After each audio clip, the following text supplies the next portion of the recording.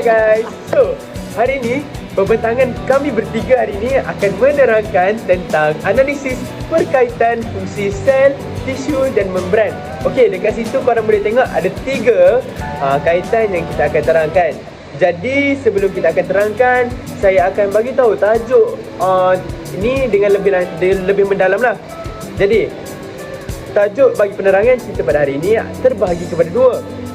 First, kita akan terangkan berkaitan dengan analisis berkaitan fungsi sel, tisu, membran sel serta kaitannya dengan sistem peredaran darah dan respiratori dalam mempengaruhi tahap kecergasan individu semasa melaksanakan aktiviti fizikal. Okey, sebelum kita melanjutkan ke dalam lebih mendalam lah tentang tajuk yang kita terangkan, kami ingin memperkenalkan nama kami terlebih dahulu. Sebab apa? Sebab orang dulu pun pernah berkata tak kenal maka tak cinta kan? Okey, saya ingin kenalkan nama saya. Saya Afiq Reza Rilban Muhammad Rafizan. Dan saya Muhammad Raif Irfan bin Rajali. Dan saya Muhammad Fatihi bin Muhammad Fauzi. Okey, kami daripada kumpulan Tena. Kembali lagi bersama kami. Okey, sebelum kita memulakan pembicaraan kita pada pagi ini, kita ingin menceriakan suasana sikit. Jadi sedikit tangkap pantun lah daripada kami bertiga. Okey, teruskan. Melati kuntum tumbuh melata, sayang berbah di pohon cemara. Assalamualaikum, mulai katanya saya sembah dengan pembuka bicara. Okey, seterusnya kepada saya lah kan. Dia bermalam si awan petang, berarak di celah pepohonan ara. Di pagi hari ceria dan sayang, jomlah kita belajar bersama. Saya. Buah cempedak di luar pagar. Ambilkan galah, tolong jerukkan. Kita semua kan baru nak belajar. Jadi, jom sama-sama. Kita happy. Itu pantun daripada kami. Yes. Next content. Assalamualaikum warahmatullahi wabarakatuh. Bersama saya Fatihi Muhammad Fauzi. Hari ini saya ingin menerangkan tentang sistem respiratori. Okey, sistem respiratori ini adalah definisinya adalah merujuk kepada proses pertukaran gas di badan tubuh badan kita. Dan sel respiratori ini juga merujuk kepada sistem yang penting, iaitu sistem yang penting kepada hidupan seperti manusia dan haiwan. Dan dalam sistem ini kita terus menerus mengambil oksigen dan membuang karbon dioksida di dalam badan kita. Tubuh manusia memerlukan 95% oksigen yang diperlukan. Dan pernafasan ini adalah penting untuk membekalkan oksigen, menyingkirkan karbon dioksida, meningkatkan kestabilan keadaan dan persekitaran tubuh badan manusia, iaitu dikenali sebagai homeostasis. Okey. Zup. Jangan pergi lagi. Okey. Yang kedua, fungsi sel dalam sistem peredaran darah. Okey. Fungsinya adalah apabila kita menarik nafas, oksigen tersebut akan masuk ke hidung, rongga hidung, masuk ke laring, faring dan masuk ke bronkus, bronkiol, dan oksigen itu akan pergi ke alveolus dan akan pertukarnya gas di situ dengan karbon dioksida. Lepas tu, apabila pertukaran gas berlaku, oksigen itu akan masuk ke homeoglobin. Itu sel darah merah yang akan membawa oksigen itu ke seluruh badan dan akan masuk ke jantung, ke paru-paru dan seterusnya. Contoh aktiviti yang saya boleh bagi tentang berlakunya proses tersebut adalah seperti kita berjalan, seperti kita berjalan, kita memerlukan oksigen tetapi hanya sedikit sahaja. Jika di dalam sukan pula, antara sukan yang memerlukan oksigen yang banyak adalah seperti maraton yang menggunakan banyak oksigen, iaitu sukan yang boleh dikatakan aerobik. Okey, cantik. Zoom. Hai. Kembali bersama saya. Nama saya apa? Kita akan teruskan. Sebab sebelum kita mulakan, saya nak tanya anda semua dah sihat ke? Dah makan? Okey, jadi apabila anda semua dah sudah makan, sudah kenyang, masih dah happy, jom kita belajar sama-sama. Okey, apa yang kita belajar hari ini adalah kita belajar sama-sama dengan penerangan yang saya akan bentangkan kepada anda. iaitu tentang membran. Okey, jadi dalam topik kita tadi ada fungsi membran dalam sistem respiratori, fungsi membran dalam sistem peredaran darah dan fungsi membran dalam aktiviti fizikal. Secara amnya, membran sel ataupun lebih dikenali sebagai membran plasma ialah membran separa telak nipis yang mengelilingi sitoplasma.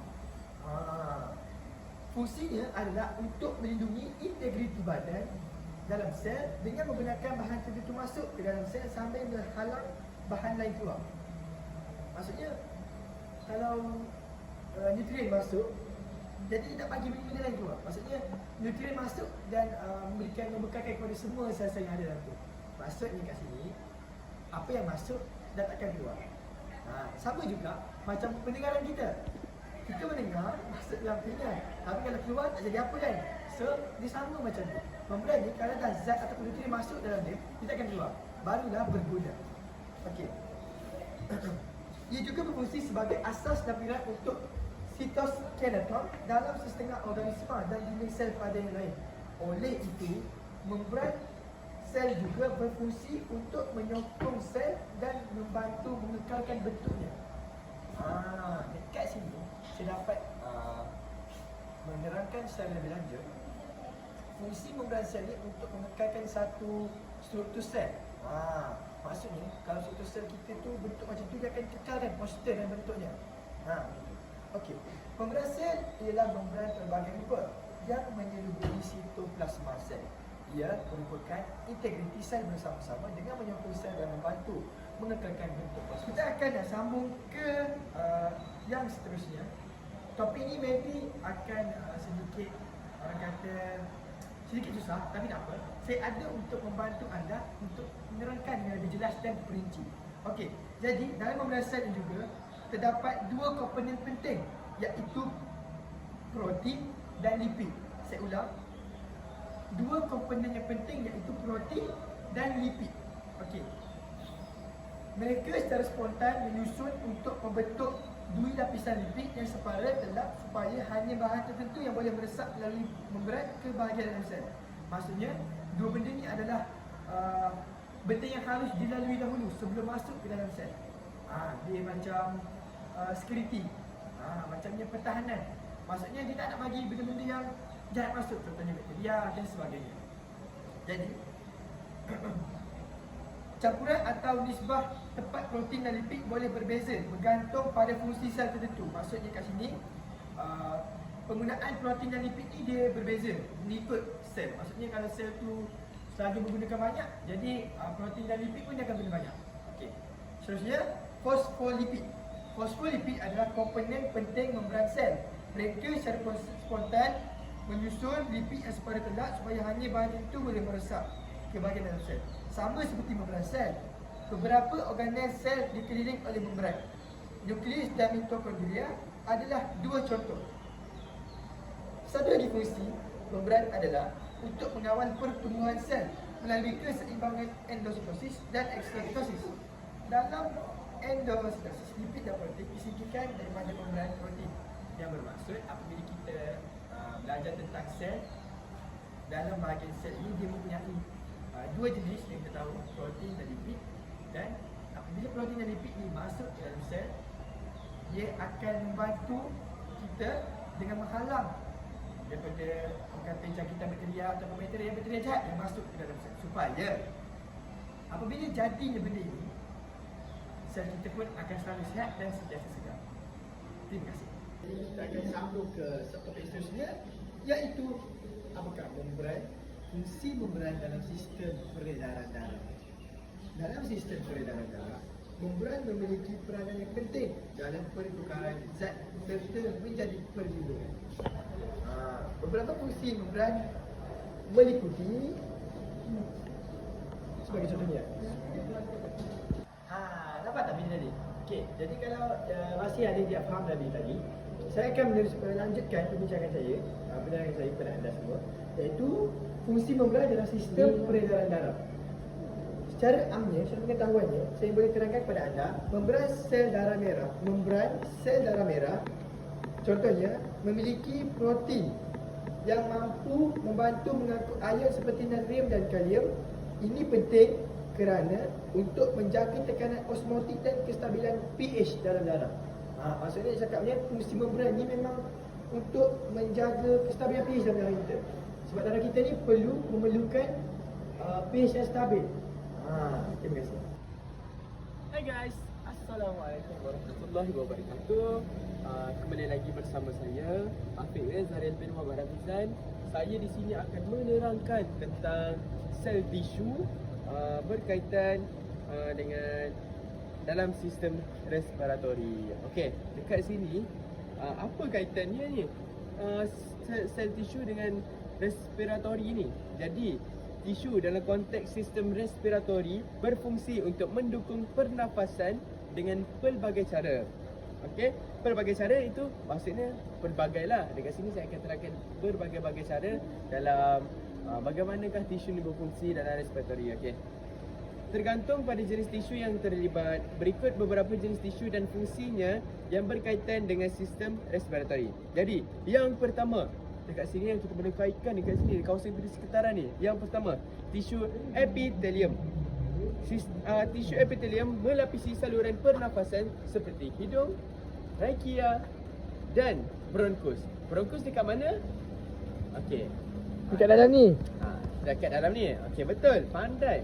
Okey, seterusnya fungsinya adalah untuk menyaring, melembabkan dan menghangatkan udara yang masuk mencapai ke paru-paru.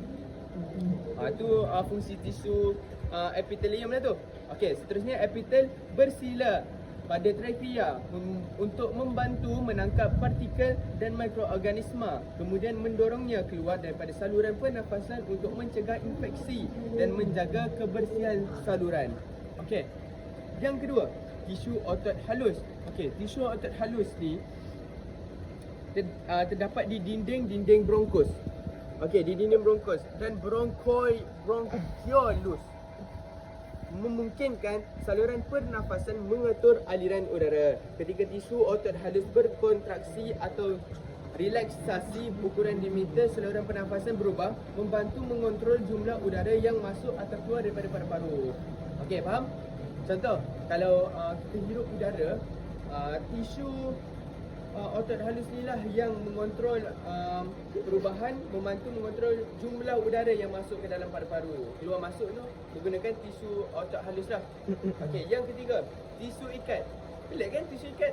Tapi ada.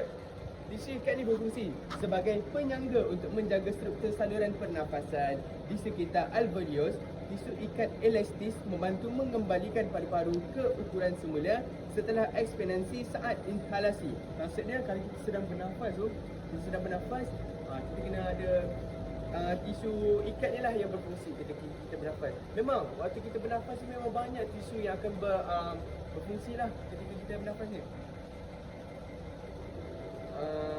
Dan yang keempat, tisu pembuluhan darah, vaskular orang panggil. Okey, pembuluhan darah dan paru-paru terutamanya kapiler memungkinkan pertukaran gas antara darah dan udara dalam kap alveolus. Okey. Kita yang kelima, tisu saraf. Okey, tisu saraf. Saraf di sistem respiratori membantu mengontrol laju pernafasan dan respon terhadap perubahan kebutuhan oksigen tubuh. Respirator yang terletak di paru-paru dan saluran pernafasan mendeteksi perubahan gas dan tekanan, mengirimkan sinyal ke otak. Maksudnya mengirimkan kita sedang bernafas, benda yang kita bernafas tu akan mengkoneksikan ataupun mengirimkan ke dalam otak kita untuk berbuat sedemikian. Okey. Seterusnya, kita secara keseluruhannya berbagai-bagai jenis tisu bekerjasama untuk mendukung proses pernafasan, memastikan oksigen masuk ke tubuh dan karbon dioksida dikeluarkan, serta melindungi saluran pernafasan dari partikel bahaya dan patogen. Jangan pergi lagi. Saya ada lagi satu tajuk untuk kita terangkan dekat sini. Okey, tajuk yang kedua bagi tajuk saya ini adalah fungsi tisu dalam peredaran darah. Okey, datang dekat sikit. Mungkin tadi suasana agak hujan, hari ni dah mendung-mendung jadi okey lah. Tisu dalam peredaran darah berfungsi sebagai struktur yang mendukung dan melengkapi pelbagai proses penting dalam tubuh badan. Okey. saya minta maaf kualiti kamera sudah berbeza kerana ada sebab-sebabnya tertentu. Jadi kita sambung saja topik perbincangan kita pada hari ini. Okey, kat sini kita sel darah kan terbahagi kepada dua. Apa? Sel darah merah dan sel darah putih. Okey, dekat sini apa kaitannya tisu dengan sel darah ni? Okey, sel darah merah. Orang panggil sebagai apa dalam bahasa spesifik dia? Orang panggil eritrosit.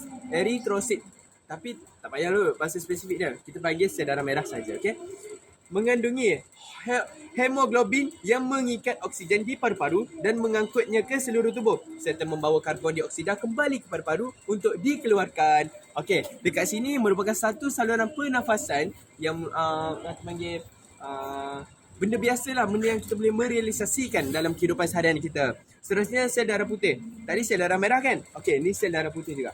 Pula. Sel darah putih ni berfungsi dalam sistem imun untuk melawan infeksi dan benda asing yang masuk ke dalam tubuh badan. Okey. Okey, itu sajalah bagi kaitan dengan sel darah putih dan sel darah merah berkaitan dengan tisu. Alright. Okey. Setelah kita explore lah tempat ni tadi, sambil-sambil kita belajar bersama, kita dapat mengetahui beberapa penerangan lah daripada kami, iaitu analisis berkaitan fungsi sel, tisu dan membran, serta kaitannya lah yang kita telah berikan tadi, yang telah berikan oleh saudara Fatih dan saudara Raif dan serta saya sendirilah.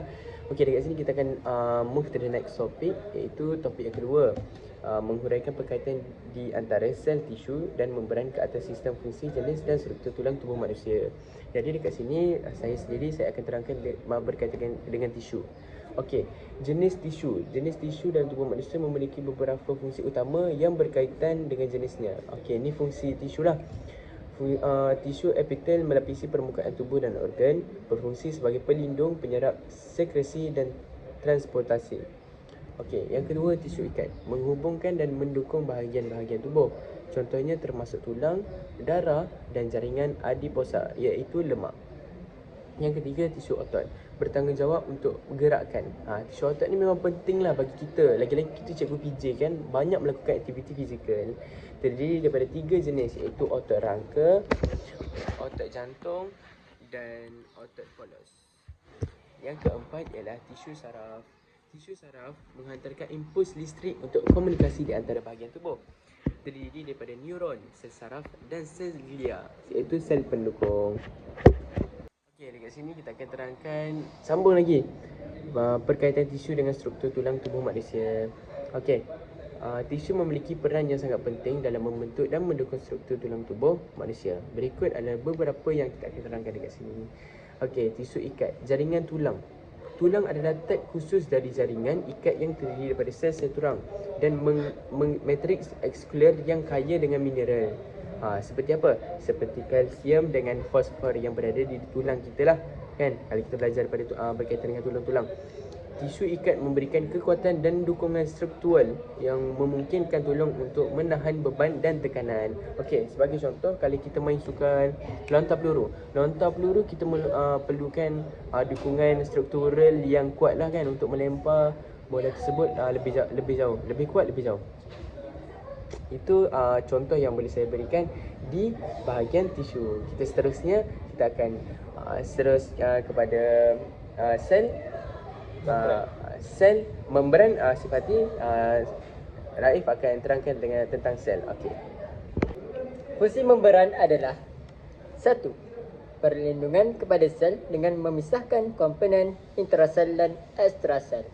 Yang kedua, kawalan atur pengangkutan masuk keluar sel dengan ketelapan selektif. Dan yang ketiga adalah mengekalkan bentuk sel. Dan yang keempat adalah melindungi organel di dalam sel. Dan yang seterusnya adalah membran sel terdiri daripada 2 lapisan, iaitu fosfolipid. Bahagian ekor bersifat hidrofobik, dan yang kedua adalah lapisan kedua adalah saling berorientasi ke dalam. Dan yang ketiga, bahagian kepala bersifat hidrofilik, iaitu polar. Okay, jadi seterusnya kita akan teruskan dengan pengenalan kepada sel. Okey, jadi sel mempunyai sebagai pengetahuan am kita, sel adalah unit paling asas dalam organisma hidup yang berstruktur dan berfungsi dengan sendirinya. Jadi, sel merupakan unit binaan suatu organisma. Sel ni menjalinkan proses hidup kita tau. Yang meliputi proses respirasi, proses pembahagian, proses perkumuhan, pencernaan, pembiakan dan pertumbuhan. Okey. Dalam sel badan manusia ni, manusia terdiri daripada pelbagai organisma multisel. Terdapat berjuta sel di dalam badan manusia. Sel yang terdapat dalam badan manusia ialah mempunyai saiz dan bentuk yang berbeza. Setiap jenis sel melakukan satu jenis fungsi yang khusus dan dikenali sebagai pengkhususan sel. Yang bermaksud setiap sel yang kita tahu, yang kita kenal nanti, yang kita akan belajar nanti, dia punya function, dia punya fungsi berbeza-beza. Okey. Organisasi sel membolehkan badan manusia untuk mengkoordinasikan semua aktiviti badan. Okey, kita akan masukkan kepada jenis-jenis. Maafkan saya, kita akan masukkan kepada semua jenis-jenis sel. Okey, sel yang pertama yang terdapat di kulit. Apakah sel itu? Nama sel ini adalah sel epitelium. Sel epitelium ni membentuk beberapa lapisan melindungi sel dalaman dan menembuskan mukus dan menutup dan melindungi permukaan badan. Macam mana? Faham tak penerangan tentang berkaitan sel tisu, membran dan sel tadi? Okay. Mesti seronok kan? Okey. Memandangkan ni video, korang boleh tengok balik. Iwan balik kat belakang, okey. Jadi dekat sini tamatlah video untuk PB kami. Yang kekurangan kami, maafkan kami kerana tidak manusia yang sempurna. Dan wabillahi taufiq wal hidayah. Wassalamualaikum Semoga jumpa lagi. warahmatullahi wabarakatuh. Bye.